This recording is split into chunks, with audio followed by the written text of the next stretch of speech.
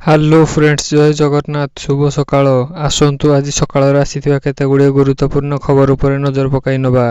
ଭିଡ଼ିଓଟି ଭଲ ଲାଗିଲେ ସବସ୍କ୍ରାଇବ୍ କରି ପାଖରେ ଥିବା ଅଲ୍ ବେଲ୍ ଆଇକନ୍କୁ ଦବାଇ ଦିଅନ୍ତୁ। ଏହିଭଳି ଗୁରୁତ୍ୱପୂର୍ଣ୍ଣ ଖବର ଆପଣଙ୍କ ପାଖକୁ ସର୍ବପ୍ରଥମେ ପହଞ୍ଚି ପାରିବ। ଛୁଟିରେ ସ୍କୁଲ ଆସିବେ ଶିକ୍ଷକ।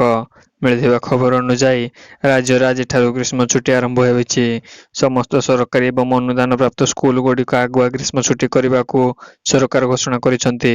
ତେବେ ଏହି ସମୟରେ ସ୍କୁଲର ସମସ୍ତ କାର୍ଯ୍ୟ ରାଜ୍ୟ ପ୍ରାଥମିକ ଶିକ୍ଷା ନିର୍ଦ୍ଦେଶକ, ରାଜ୍ୟ ମାଧ୍ୟମିକ ଶିକ୍ଷା ନିର୍ଦ୍ଦେଶ ଏବଂ ଉଚ୍ଚ ମାଧ୍ୟମିକ ଶିକ୍ଷା ନିର୍ଦ୍ଦେଶ ପ୍ରତ୍ୟକ୍ଷ ତତ୍ତ୍ୱାବଧାନତାରେ ପରିଚାଳନା କରାଯିବ। ଅନ୍ୟପଟେ ଗ୍ରୀଷ୍ମ ଛୁଟି ପାଇଁ ଗଣଶିକ୍ଷା ବିଭାଗ ସ୍ୱତନ୍ତ୍ର ଯୋଜନା କରିଛି। ଏନେଇ ମାଧ୍ୟମିକ ଶିକ୍ଷା ନିର୍ଦ୍ଦେଶାଳୟ ପକ୍ଷରୁ ସମସ୍ତ ଜିଲ୍ଲା ଶିକ୍ଷାଧିକାରୀଙ୍କୁ ଚିଠି କରାଯାଇଛି। ଗ୍ରୀଷ୍ମ ଛୁଟିରେ ଛାତ୍ରଛାତ୍ରୀଙ୍କୁ ବିଭିନ୍ନ ବିଷୟ ଭିତ୍ତିକ କାର୍ଯ୍ୟ ତଥା ନିଜର ଦକ୍ଷତା ଓ କୌଶଳ ଅଭିବୃଦ୍ଧି ପାଇଁ ଅବକାଶକାଳୀନ ଗୃହ କାର୍ଯ୍ୟ ଦିଆଯିବ। ଏହି ଅବକାଶକାଳୀନ ଗୃହ କାର୍ଯ୍ୟରେ ରିସର୍ଚ୍ଚ ଟିଚର ପ୍ରସ୍ତୁତ କରିବେ ଏବଂ ପ୍ରଧାନ ଶିକ୍ଷକ ସମସ୍ତ ଛାତ୍ରଛାତ୍ରୀଙ୍କୁ ବଣ୍ଟନ କରିବେ।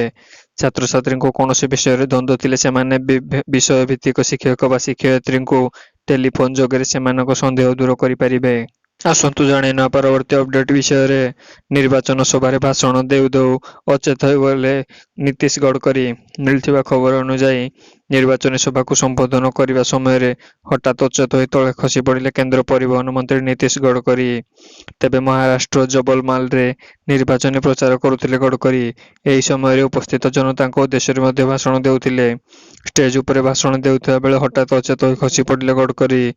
ଅଚେତ ହୋଇଥିବା ପରେ ସାଙ୍ଗେ ସାଙ୍ଗେ ବିଜେପି ନେତା ନୀତିନ ଗଡ଼କରୀଙ୍କୁ ସ୍ୱାସ୍ଥ୍ୟାବସ୍ଥା ପରୀକ୍ଷଣରେ କହିଥିଲେ ଡାକ୍ତର। ତେବେ ଗଡ଼କରୀ ୟବଲମାଲ ପ୍ରସାଦରେ ଭାଷଣ ଦେଉଥିବା ବେଳେ ଅଚେତ ହୋଇ ତଳେ ଖସି ପଡ଼ିଥିଲେ। ପାଖରେ ଅନ୍ୟ ନେତା ତାଙ୍କୁ ସମ୍ଭାଳି ନେବା ସହ ଚିକିତ୍ସା ଯୋଗାଇ ଦେଇଥିଲେ। ବିଜେପି ନେତା ଏବଂ କେନ୍ଦ୍ରମନ୍ତ୍ରୀ ନୀତିଶ ଗଡ଼କରୀ ନାଗପୁର ଲୋକସଭା ଆସନରୁ ପ୍ରାର୍ଥୀ ହେଉଛନ୍ତି। ତେବେ ପ୍ରଥମ ପର୍ଯ୍ୟାୟ ନିର୍ବାଚନ ମତ ଦେଲା ବେଳେ ଏହିଭଳି ହୋଇଛି। ଆସନ୍ତୁ ଜାଣିନେବା ପରବର୍ତ୍ତୀ ଅପଡେଟ୍ ବିଷୟରେ। ତାତିରୁ ମିଳିବନି ତ୍ରାହି, 5 ଦିନ ଯାଏଁ ଜଳିବ ଓଡ଼ିଶା। 26, 27, 28 ତାରିଖରେ ସାଂଘାତିକ ହେବ ତାତି। ମିଳିଥିବା ଖବର ଅନୁଯାୟୀ ତାତିରୁ ମିଳିବନି ତ୍ରାହି। 5 ଦିନ ଧରି କଲବଲ କରିବ ଗ୍ରୀଷ୍ମ ପ୍ରବାହ। ବିଶେଷ କରି 26, 27, 28 ତାରିଖରେ ସାରା ଓଡ଼ିଶା ଜଳିବ। ରାଜ୍ୟରେ ସିଭିୟର ହିଟ୍ ୱେଦର ନେଇ ସତର୍କ ସୂଚନା ଜାରି କରିଛି ପାଣିପାଗ ବିଭାଗ। ଆଗାମୀ ଏହି 3 ଦିନ ଅଧିକ ଖରା ହେବ। ତେବେ 26 ତାରିଖରେ ହିଟ୍ ୱେଦର ନେଇ 23ଟି ଜିଲ୍ଲାକୁ ୟେଲୋ ୱାର୍ଣ୍ଣିଂ ଜାରି କରିଛି ଏବଂ 4ଟି ଜିଲ୍ଲାକୁ ଅରେଞ୍ଜ ୱାର୍ଣ୍ଣିଂ ଜାରି କରିଛି।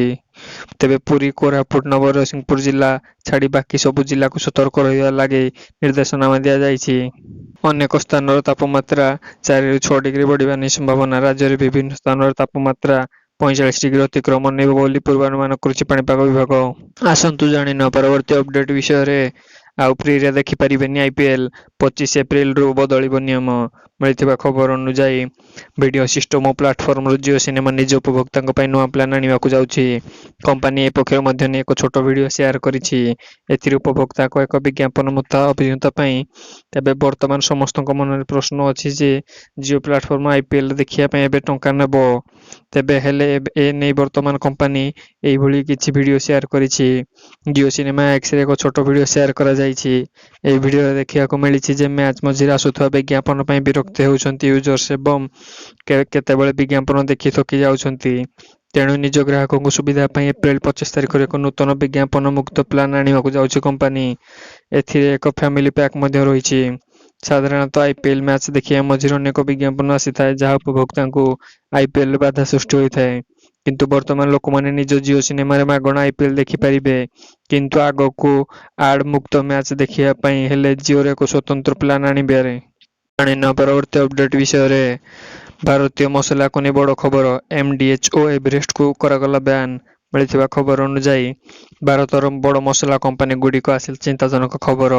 ଘରେ ଘରେ ବ୍ୟବହାର ହେଉଥିବା ଏହି ମସଲାରେ ଘାତକ ସାବ୍ୟସ୍ତ ହୋଇଛି।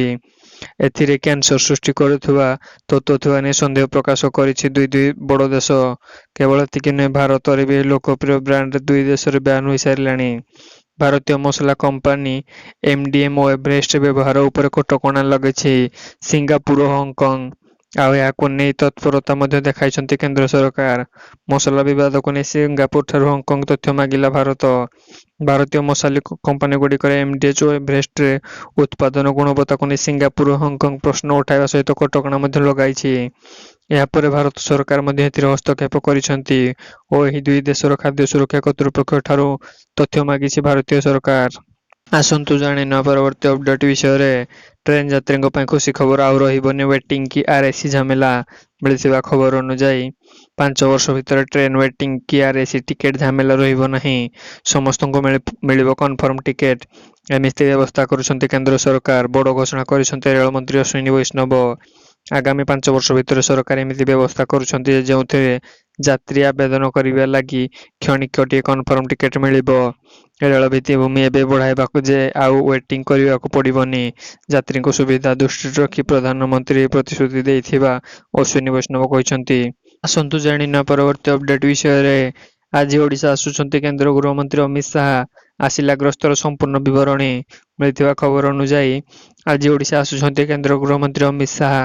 ସୋନପୁର ଜନସଭାରେ ସେ ସମ୍ବୋଧନ କରିବେ। ଏହା ପୂର୍ବରୁ ଆସିଛନ୍ତି ଅମିତ ଶାହାଙ୍କ ଓଡ଼ିଶା ଗସ୍ତର ବିବରଣୀ। ଏପ୍ରିଲ 25 ତାରିଖ ଅର୍ଥାତ୍ ଆଜି ଅପରାହ୍ନ 3ଟା 45ରେ ଝାରସୁଗୁଡ଼ା ବୀର ସୁରେନ୍ଦ୍ର ସାଏ ବିମାନ ବନ୍ଦରରେ ପହଞ୍ଚିବେ ଅମିତ ଶାହା। ଏହାପରେ 3ଟା 50ରୁ ସ୍ୱତନ୍ତ୍ର ହେଲିକପ୍ଟର ଜରିଆରେ ସୋନପୁର ଯିବେ। ସୋନପୁର ରାମେଶ୍ୱର ଷ୍ଟାଡିୟମରେ ଜନସଭାକୁ ସମ୍ବୋଧନ କରିବେ। ଏହାପରେ ଅପରାହ୍ନ 5ଟାରେ କାର୍ଯ୍ୟକ୍ରମ ସାରି ପୁଣି ଝାରସୁଗୁଡ଼ା ବିମାନ ବନ୍ଦରରେ ପହଞ୍ଚିବେ। ସେଠାରେ ସନ୍ଧ୍ୟା 6ଟା 10ରେ ଭୁବନେଶ୍ୱର ପାଇଁ ବାହାରିବେ କେନ୍ଦ୍ର ଗୃହମନ୍ତ୍ରୀ। ସନ୍ଧ୍ୟା 6ଟା 55ରେ ଭୁବନେଶ୍ୱର ପହଞ୍ଚିଲା ପରେ ଭୁବନେଶ୍ୱରରେ ରାଜ୍ୟ ବରିଷ୍ଠ ନେତାଙ୍କ ସହ ନିର୍ବାଚନ ରଣନୀତି ନେଇ ଆଲୋଚନା କରିବାର କାର୍ଯ୍ୟକ୍ରମ ରହିଛି। ଆସନ୍ତୁ ଜାଣିନେବା ପରବର୍ତ୍ତୀ ଅପଡେଟ୍ ବିଷୟରେ। ଭାରତୀୟ ଡାକ ବିଭାଗରେ ସରକାରୀ ଚାକିରି ଦରମା 63,000। ମିଳିଥିବା ଖବର ଅନୁଯାୟୀ ଭାରତୀୟ ଡାକ ବିଭାଗରେ ସରକାରୀ ଚାକିରି ସ୍ୱପ୍ନ ଦେଖୁଥିବା ଯୁବକଙ୍କ ପାଇଁ ଏକ ସୁବର୍ଣ୍ଣ ସୁଯୋଗ। ଏନେଇ ଭାରତୀୟ ଡାକ ବିଭାଗ ଏବେ ନିଯୁକ୍ତି ବିଜ୍ଞପ୍ତି ପ୍ରକାଶ କରିଛି। ଏହି ନିଯୁକ୍ତି ମାଧ୍ୟମରେ ଡାକ ବିଭାଗରେ ଷ୍ଟାଫ୍ କାର୍ ଡ୍ରାଇଭର ପଦବୀ ପୂରଣ ହେବ। ଏଥିପାଇଁ ଅଫଲାଇନ୍ ମାଧ୍ୟମରେ ଆବେଦନ କରିବାକୁ ପଡ଼ିବ। ଏହି ନିଯୁକ୍ତି ମାଧ୍ୟମରେ ମୋଟ 37ଟି ପଦବୀ ପୂରଣ ହେବ। ସବୁଠାରୁ ବଡ଼ କଥା ହେଲା ଏନେଇ 10ମ ପ୍ରାର୍ଥୀମାନେ ମଧ୍ୟ ଆବେଦନ କରିପାରିବେ। ତେବେ ଯୋଗ୍ୟ ଓ ଆଗ୍ରହୀ ପ୍ରାର୍ଥୀମାନେ ଭାରତୀୟ ଡାକ ବିଭାଗ ଅଫିସିଆଲ ୱେବସାଇଟ୍ www.indianpost.gov.in କୁ ଯାଇ ଆପଣ ଆବେଦନ କରିପାରିବେ। ଆବେଦନ ଚାଲିଥିବା ବେଳେ ଆବେଦନ ଶେଷ ତାରିଖ 14 ମେ 2024 ରହିଛି। ଶିକ୍ଷାଗତ ଯୋଗ୍ୟତା ସ୍ୱୀକୃତିପ୍ରାପ୍ତ ବୋର୍ଡ 10ମ ପାସ୍ କରିଥିବା ଆବଶ୍ୟକ। ସର୍ବନିମ୍ନ ବୟସ 18 ଓ ସର୍ବାଧିକ 27 ବର୍ଷ ରହିଛି। ସର୍ବନିମ୍ନ ଦରମା 19,900 ଓ ସର୍ବାଧିକ ଦରମା 63,200 ଟଙ୍କା ରହିଛି।